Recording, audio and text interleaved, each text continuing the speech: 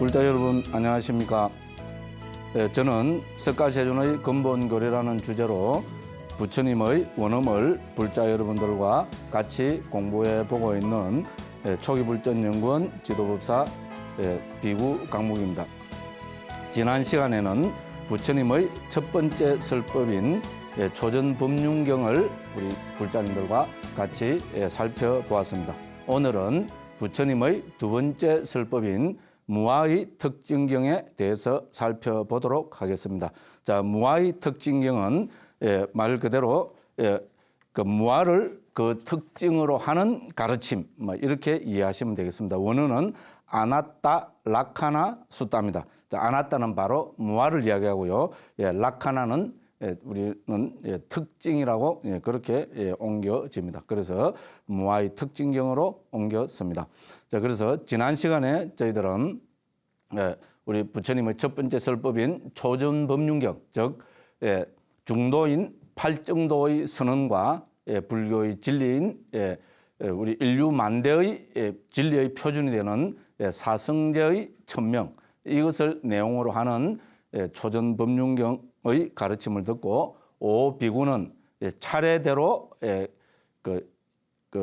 법안이 열려서 예류자가 되었다고 그렇게 말씀을 드렸습니다. 주석서에 의하면은 이제 첫째 날은 우리 꼰단야 존자가 이제 예류가를 얻었고요. 둘째 날에는 그 왓바 존자가, 셋째 날에는 바띠아 존자가, 넷째 날에는 마하나마 존자가, 다섯째 날에는 아사지 존자가 예루가를 얻었다고 합니다. 자, 이렇게 해서 5일이 걸려서 설법을 하신 그날을 포함해서 5일이 걸려서 우리 부처님의 오비구, 부처님의 첫 번째 제자 다섯 비구는 모두 예루가를 얻었고요. 자, 그래서 우리 부처님께서 첫 번째 말씀하신 그거를 치면은 6일이 되겠죠. 6일째 되던 날, 혹은 우리 5일째 되던 날이라도 해도 되겠죠. 이 날에 바로 무아의 특징경을 부처님께서 말씀하셨고, 그래서 오비구가 함께 아라한이 된 중요한 경이 바로 부처님의 두 번째 설법입니다. 그래서 이 두 번째 설법인 무아의 특징경의 핵심 내용은 오온무아입니다. 오온에는 실체가 없다. 우리 한국에서 조석으로 외우는 반야신경에서도 제일 먼저 나타나는 것이 조견 오온 개공입니다. 공은 바로 무아와 동의어입니다. 그래서 오온 무아의 가르침은 바로 뭡니까? 초기 불교에서도 오비구가 아라한된 가장 중요한 가르침 중에 하나고, 그렇기 때문에 우리 한국 불교에서도 반야신경을 통해서 오온무아, 조견 오온 개공의 가르침은 널리 알려졌고 유통이 되고 있습니다. 그러면 오온이 무엇인가는 다음 시간에 우리가 개략적으로 중요성을 한번 살펴보도록 하고요. 오늘은 우리 무아의 특징경의 내용을 중심으로 해서 무아의 특징경 전체를 개략적으로 살펴보고자 합니다. 무아의 특징경은 그 분량이 작기 때문에 우리가 좀 전체적인 것을 다 읽어가면서도 중요성을 한번 살펴볼 수 있을 거라고 생각합니다. 그래서 무아의 특징경에는 무아의 특징경은 크게 5부분으로 구성이 되어 있다고 정리할 수 있습니다. 그래서 이제 첫 번째는 부처님께서 먼저 이 경에서는 부처님께서 바로 오온무아를 천명을 하십니다. 이렇게 바로 단도직입적으로 오온이 무아라고 말씀하실 수 있었던 것은 벌써 오비구가 이 앞에 부처님의 초전법륜경을 듣고 5일 동안 부처님의 지도로 진지한 수행을 했기 때문이라고 저는 생각합니다. 그래서 우리 불교의 가장 큰 특징은 해체해서 복이라고 제가 누누이 강조를 하였습니다. 자, 그러면은 이 해체를 이 세상에서 제일 소중한 나라는 존재 안에 적용시키면은 나라는 것은 이거를 나라 합시다. 나라는 것은 부처님께서는 5가지로 해체를 해서 말씀을 하셨습니다.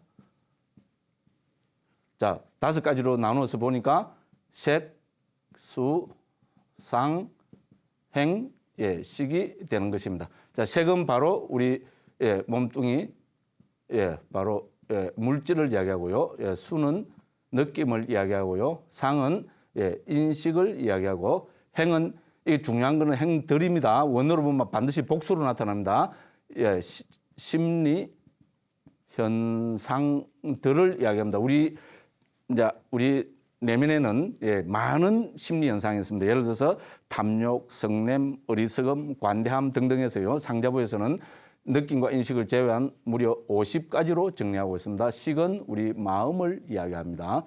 자, 이렇게 나라는 존재를 5가지로 해체한 것이 바로 오온입니다. 자, 나를 5가지로 해체해서 보면은 우리는 뭡니까? 이 어떤 것도 여기에는 나라는 존재는 있지 않습니다. 결론적으로 말씀드리면은 색수상 행식이 모여 있는 거, 물이 지어 있는 거, 그거를 우리는 편의상 개념적인 이름으로 나라고 이렇게 이름을 붙이고 있을 뿐입니다. 그래서 이제 이런 가르침은 이미 오비구가 이 무아의 특징경을 듣기 이전에 다 달통을 하고 있었을 거라고 확신을 하고 있었을 거라는 것을 우리는 전제를 할 수 있습니다. 자, 그래서 먼저 부처님께서는 오옴무아를 천명을 하십니다. 자, 그래서 경문으로 본다면은 3번째 문단이 되겠습니다. 이렇게 부처님께서는 말씀하십니다. 비구들이여 물질 등 오온은 무하다. 만일 오온이 자라면 이 물질은 고통이 따르지 않을 것이다. 그리고 오온에 대해서 나의 오온은 이와 같이 되기를, 나의 오온은 이와 같이 되지 않기를 이라고 하면 그대로 될 수 있을 것이다. 비구들이여 그러나 오온은 무아이기 때문에 오온에는 고통이 따른다. 그리고 오온에 대해서 나의 오온은 이와 같이 되기를, 나의 오온은 이와 같이 되지 않기를 이라고 하더라도 그대로 되지 않는다라고 오옴무아를 천명을 하고 계십니다. 자, 여기서 우리는 거기 주석서도 밝혀놨습니다만, 그죠? 자, 여기서 자라는 것을 우리 주석서 문헌에서는 크게 4가지로 설명을 하고 있는데, 우리가 제일 쉽게 하면 이제 우리는 자아는 우리가 요새 말하는 참나 진하잖아요. 그래서 지배자, 이제 이렇게 우리는 이해를 할 수 있을 겁니다. 자, 그래서 우리가 오온으로 해체해서 보면은 물질은 존재의 지배자가 결코 될 수 없습니다. 자, 왜? 물질이 이래 되어라 한다고 해서 어떤 물질도 그 지배자가 아니기 때문에 그대로 되지 않습니다. 이제 그렇게 해서 부처님께서는 그런 보기를 들어가지고 그래서 해체해서 보면은 거기에는 참나도 없고 진화도 없고 요새 말하는 대화도 없다. 그죠? 이제 이렇게 강조하고 계십니다. 자, 그것을 우리는 제일 쉽게 이야기해서 오옴무아라고 정리할 수 있을 것입니다. 자, 그 다음에 이제 2번째로 가서는 이제 우리 이제 오온에 대한 무상고 무아를 이제 뭡니까? 문답으로 말씀하고 계십니다. 그래서 첫 번째는 우리 이제 이 경의 가르침을 5가지로 이제 요약할 수 있다 그랬습니다. 첫 번째는 뭡니까? 부처님께서 오온 무아를 천명하시는 것이고요. 두 번째는 오온의 무상고 무아를 문답으로 천명하시는 것입니다.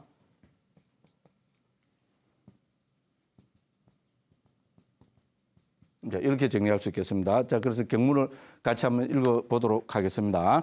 자, 그래서 그 문단 번호로 하면은 그 4번째 문단이 되겠습니다. 부처님께서 이렇게 말씀하십니다. 비구들이여 이를 어떻게 생각하는가? 물질은 항상한가 무상한가? 무상합니다. 세존이시여. 그러면 무상한 것은 괴로움인가 즐거움인가? 괴로움입니다. 세존이시여.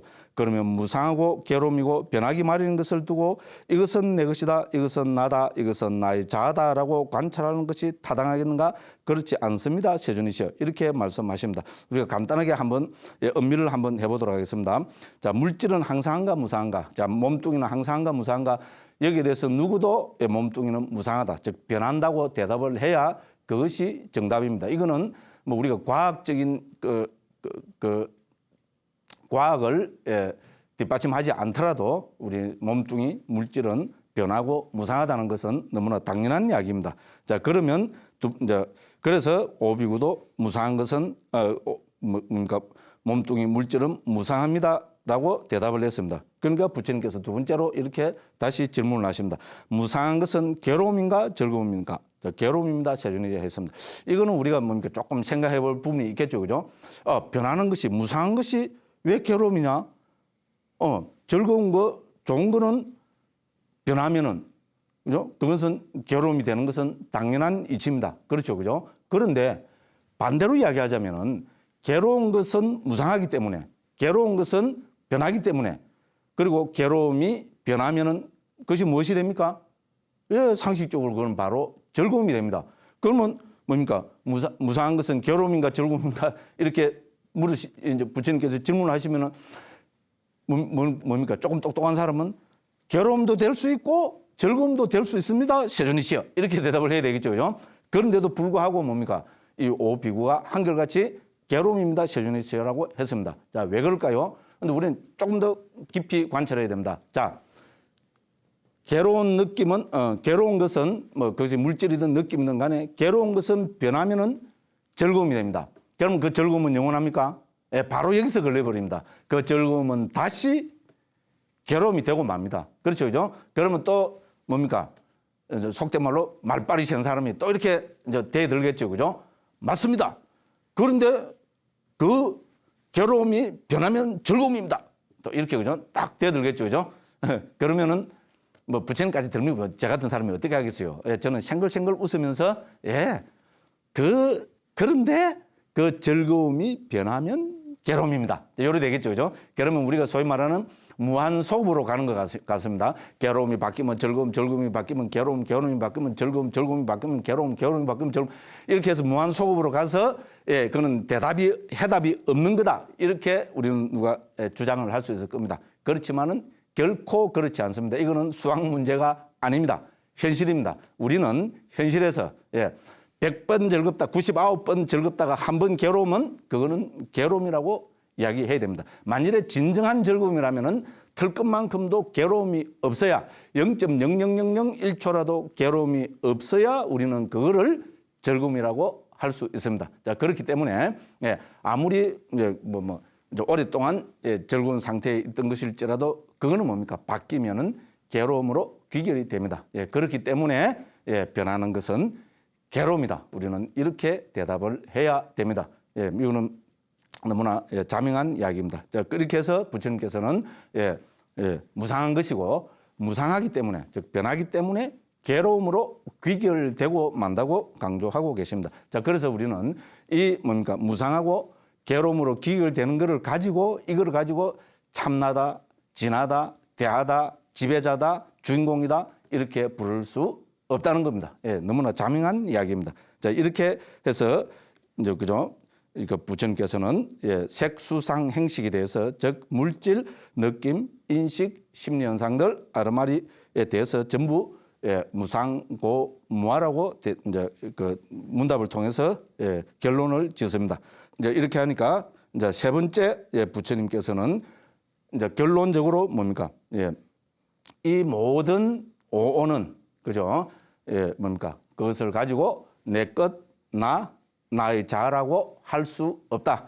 무아를 확장해서 내 것, 나의 자 이렇게 말씀하십니다. 그래서 오온을 결코 내 것, 나의 자라고 말할 수 없다. 그래서 이 세상에 존재할 수 있는 모든 오온을 11가지로 정리하고 있습니다. 이것은 초기경에서부터 아주 부처님께서 여러 곳에서 강조하신 것이기도 하고요. 이미 논장에서도 이 가르침을 오온의 가르침의 아주 중요한 부분으로 특히 이방가에서 인용해서 분석하고 있습니다.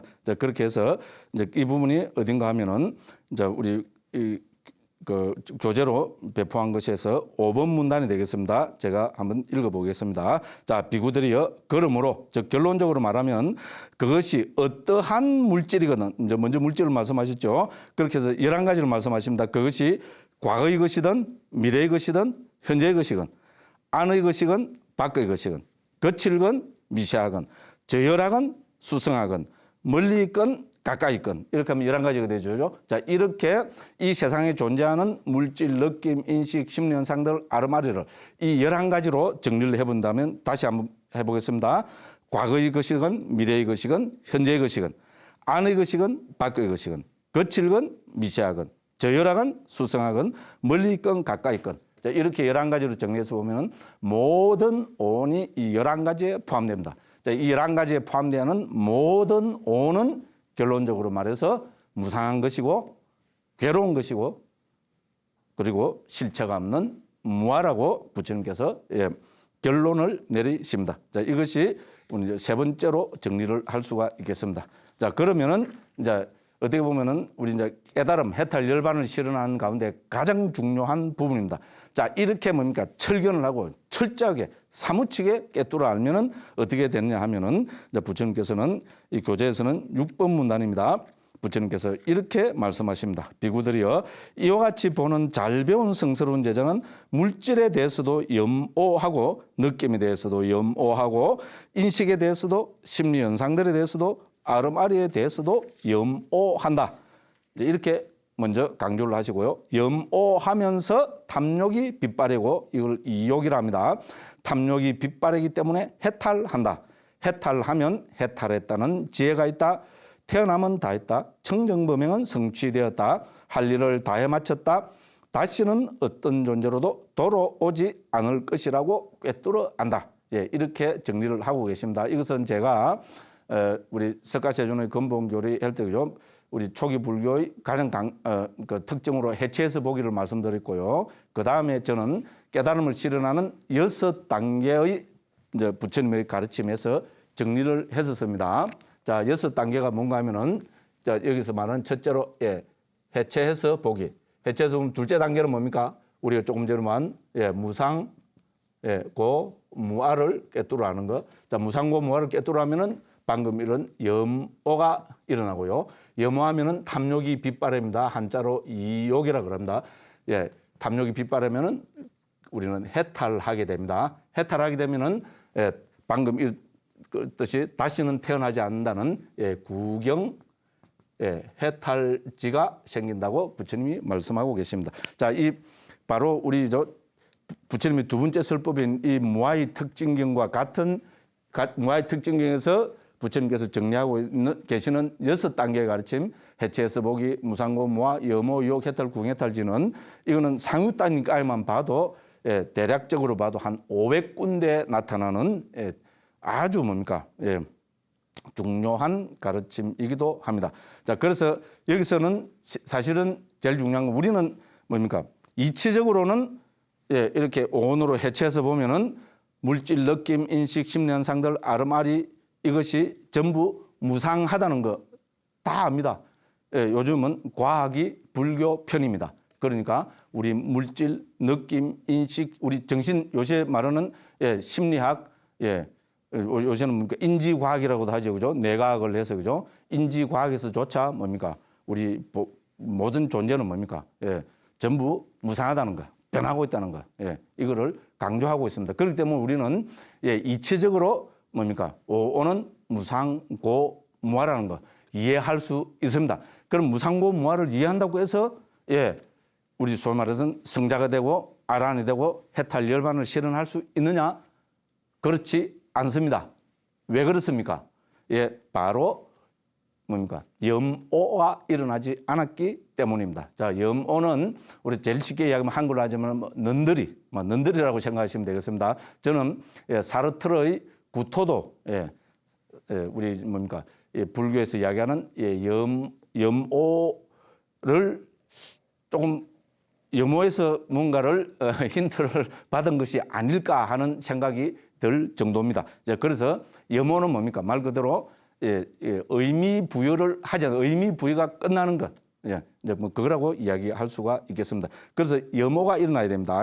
그래서 뭡니까? 주석서 문헌에서는 이 염오를 뭐라고 설명하는가 하면은 여러 주석서 문헌에서 세종께서 말씀하신 여기서 말씀하신 오온에 대해서 염오한다는 것은 염오의 지혜이고 이거는 강한 윗바사나라고 이야기합니다. 자, 그러니까 다른 말로 하면 뭡니까? 염오가 일어나기 위해서는 우리 불교의 중요한 주제인 수행이 들어가야 된다는 겁니다. 그래서 수행을 통해서 뭡니까? 내 안에서 뭡니까? 우리 물질이든 느낌이든 이것이 무상하다는 거. 이거를 꿰뚫어 봄으로 해서 염오가 일어나고 싫어하는 마음이 일어나고 넌더리치고 그죠? 이제 하는 그런 마음이 일어나야 된다는 겁니다. 그래서 이제 여기서 이제 윗바사나는 염호는 그 낮은 단계 윗바사나도 아니고 강한 윗바사나라고 이야기합니다. 자, 그래서 이제 우리 윗바사나의 지혜는 10가지로 우리는 상자부에서는 정리하고 있습니다. 청정노론이나 저희들이 옮긴 아비담마 길라잡이에서 잘 정리하고 있습니다. 명상의 지혜, 생멸의 지혜, 무너짐의 지혜, 공포의 지혜, 위험의 지혜, 염호의 지혜, 해탈하기를 원하는 지혜, 깊이 숙고하는 지혜, 형성된 것들에 대한 평온의 지혜, 수순하는 지혜, 이것이 10가지인데요. 이 가운데서 공포의 지혜, 위험을 관찰하는 지혜, 해탈하기를 원하는 지혜, 상카라에 대한 형성된 것들에 대한 평온의 지혜, 이 4가지를 강한 윗바사나라고 이야기하고 있습니다. 자, 이거를 통해서 우리는 뭡니까? 염호 혹은 염호의 지혜가 일어난다고 그렇게 이야기를 합니다. 그럼 자, 염호의 지혜가 일어나면 어떻게 됩니까? 그 다음에가 우리는 뭡니까? 탐욕이 빗발한답니다. 그러면 탐욕이 빗발한 것이 뭐냐? 주석서에서는 그것은 다름 아닌 우리가 도를 체득한 경지. 여기서 비로소 도를 체득해서 성자가 되는 것입니다. 그 다음에 이제 해탈한다. 우리 탐욕이 빗발하면은 해탈한다. 여기서 해탈은 뭐냐 하면은 과의 경지라고 합니다. 그러니까 우리 예류가 일례과 불안과 아랑과를 이야기한다고 합니다. 그 다음에 이제 태어나면 다 있다부터 해서 다시는 어떤 존재로도 돌아오지 않을 것이다까지를 우리는 구경해탈지라고 하고 이거를 반조의 지혜라고 그렇게 설명하고 있습니다. 이렇게 해서 여기서 이제 중요한 것은 우리 이제 염오가 일어나야 된다는 겁니다. 사실 북방불교에서도 보면은 우리 초기에 한역된 경들에서는 특히 수행에 관계되는 경에서는 염오를 상당히 많이 강조하였습니다. 자, 그래서 우리 초기 불교 전체에서도 우리 해탈 열반을 실현하는 궁극적 행복인 깨달음 열반을 실현하는 과정에서 가장 중요한 관문은 바로 염오가 일어나는 겁니다. 이 세상에 대한 모든 의미 부여가 극복이 되는 그런 과정이 있어야 된다. 이제 이렇게 한번 말씀을 드릴 수가 있겠고요. 이제 이렇게 하니까 어떻게 됐습니까? 이제 마지막으로 5번째로 오비구는 번뇌들로부터 해탈하여 모두 아란이 되었다고 세종께서 이렇게 말씀하셨습니다. 그래서 7번 문단에서는 세종께서는 이렇게 말씀하셨다. 오비구는 흡족한 마음으로 세존의 말씀을 크게 기뻐하였다. 이 상세한 설명이 쓰여졌을 때 오비구는 치착이 없어져서 번뇌들로부터 마음이 해탈하였다. 번뇌들로부터 마음이 해탈하였다는 말은 바로 아랑과를 얻은 것이라고 모든 주석서문에서 그렇게 밝히고 있습니다. 자, 이렇게 해서 우리 오비구는 오온으로 해체해서 보기 이 부처님 말씀을 듣고 무상고 무아를 통찰하고 그래서 염호가 일어나고 그래서 뭡니까? 탐욕이 빗바르고 해탈을 해서 궁극적인 행복인 열반을 실현하였다. 이렇게 정리할 수 있겠습니다. 오늘은 여기까지 같이 공부를 해봤고요. 다음 시간에는 그래서 그럼 오온이란 무엇인가? 색수상 행식을 구체적으로 우리 한글로 그럼 지금 여기에서 내 안에서 어떻게 이해해야 될 것인가 하는 문제를 가지고 다음 시간에 우리 불자님들과 함께 공부해 보도록 하겠습니다. 여러분들께서 항상 건강하시고 행복하시기를 기원합니다. 대단히 감사합니다.